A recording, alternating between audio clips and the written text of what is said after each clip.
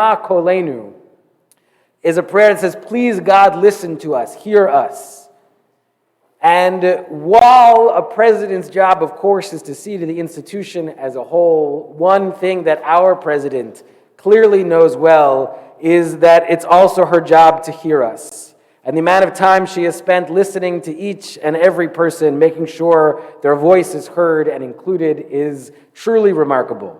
So normally I'd introduce her to all of you, but given the amount of time she spends here, Andy and Justin, this is Ellen Feit. You may have seen her once a year and a half ago, but now she has some words.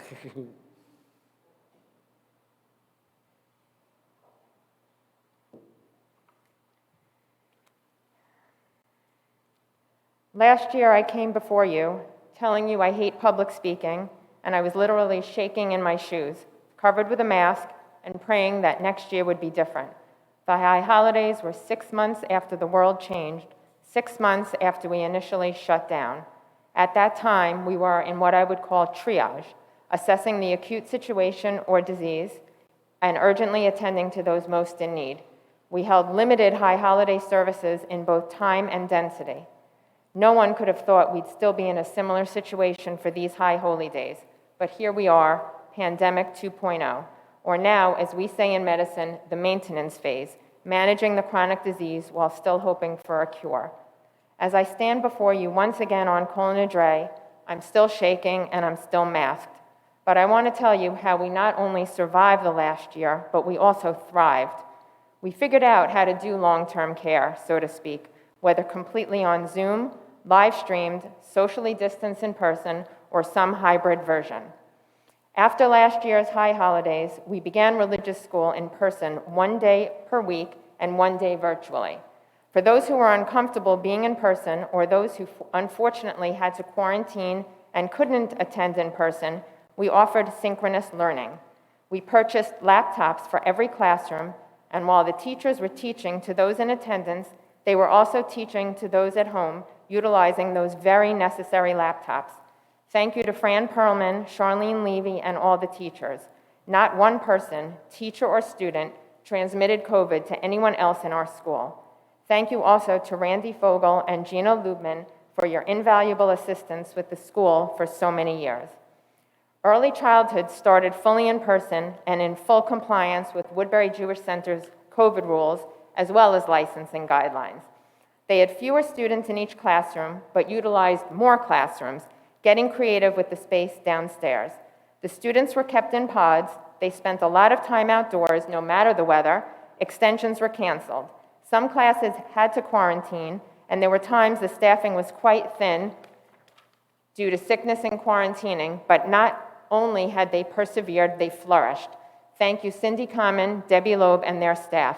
Not one person, teacher, staff, or the little ones, transmitted COVID to anyone else in our school. Another victory indeed. Thank you to Adrienne Roth and Robin Shore for your vital assistance with early childhood for so many years.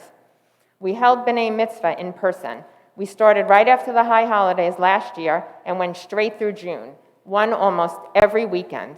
We started by limiting numbers of guests and social distancing everyone, keeping the bima reserved for the clergy, and families did receive aliyot, but off the bima. Our rules relaxed, then tightened, unfortunately, as COVID incidents decreased, then increased. No mask, though, could hide the smiles nor the pure joy of their immediate and close families and friends in attendance. And every B'nai Mitzvah was live-streamed, so those who couldn't come in person got to witness the simcha. No one had to cancel a bar mitzvah due to a case of COVID, and due to our careful guidelines, no one left WJC with COVID, nor transmitted COVID to others in attendance. We held baby namings and ufrafs. We have had at least one every other month since last high holidays. Each of the Simchat Bat families left in good health and with wide smiles, and all of the ufrafs concluded with an eventual marriage. We also restarted our in-person Monday and Thursday morning minyanim. We brought back and had 5 very well-attended Pray at the Bay Friday night services this summer with delicious treats for oneg afterwards. Thanks to the Chaskey's family for organizing.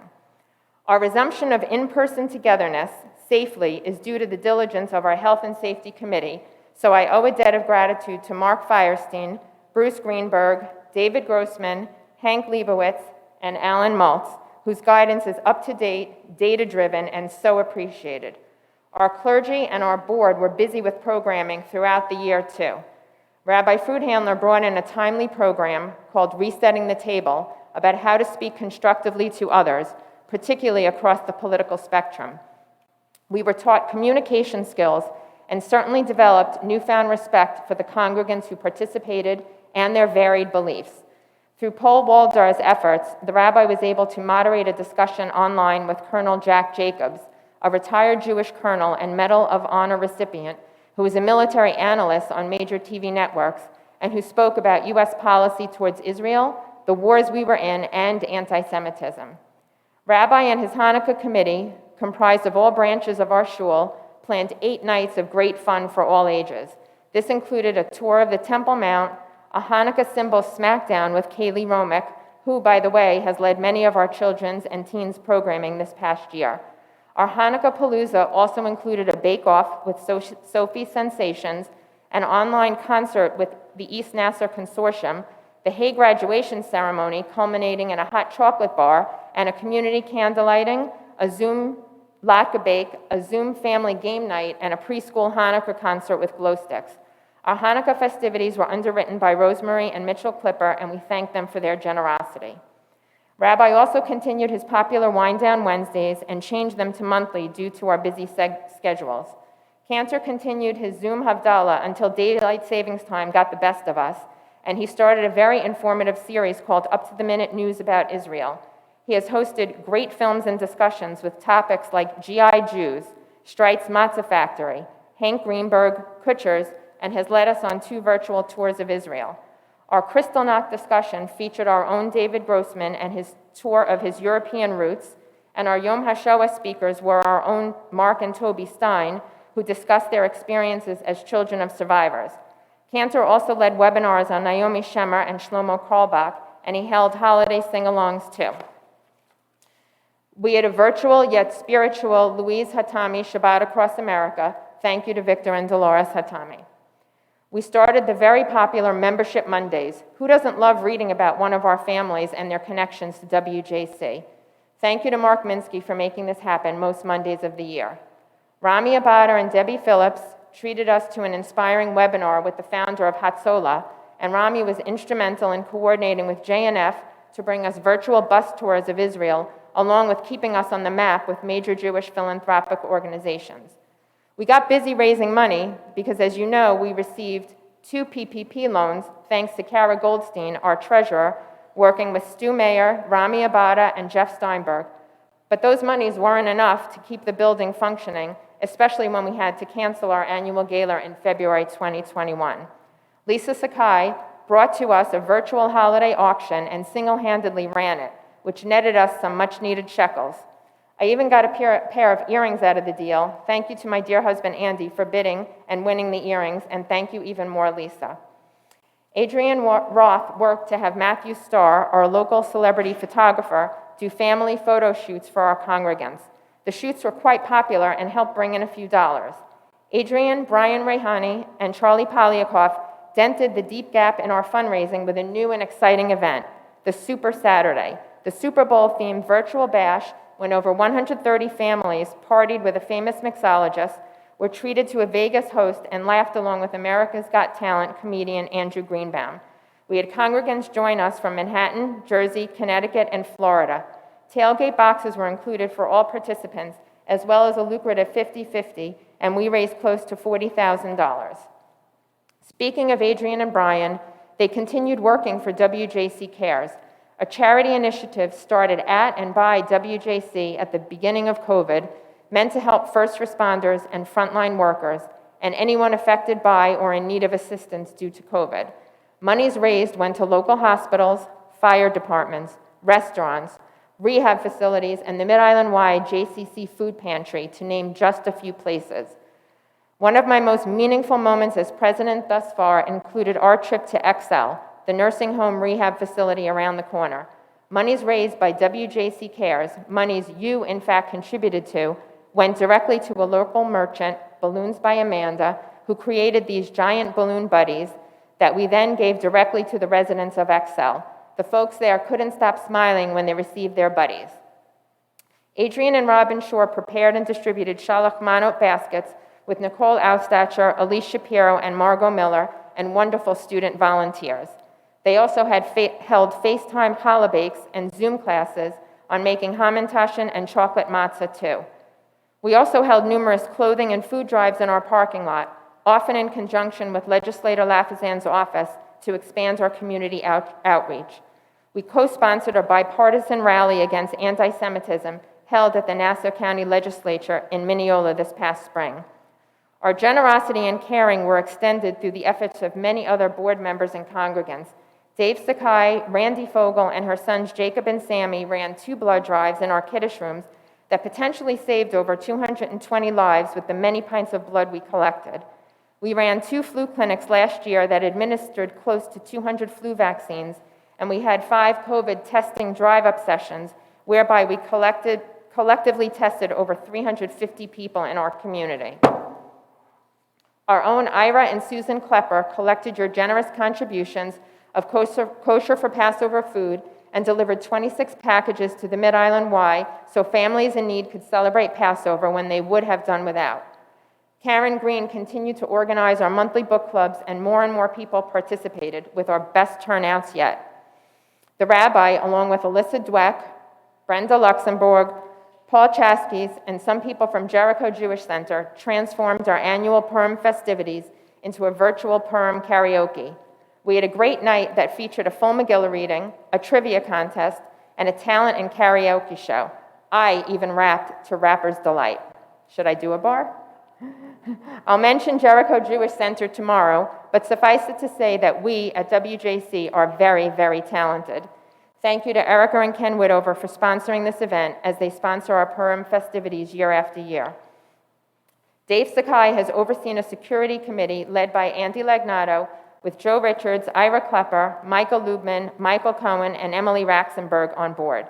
Andy and Dave worked incredibly hard to recover grant money we thought we lost out on, and were able to spend on upgrading our cameras, installing bullet-resistant glass on the building's lower windows, shatter-resistant windows here in the sanctuary, changing and securing our traffic patterns for religious school pickups, creating and distributing emergency contact cards, and developing formal drills and evacuation plans within both schools, as well as liaising with the JCRC and their security team, Homeland Security, and our own Nassau County Police 2nd Precinct.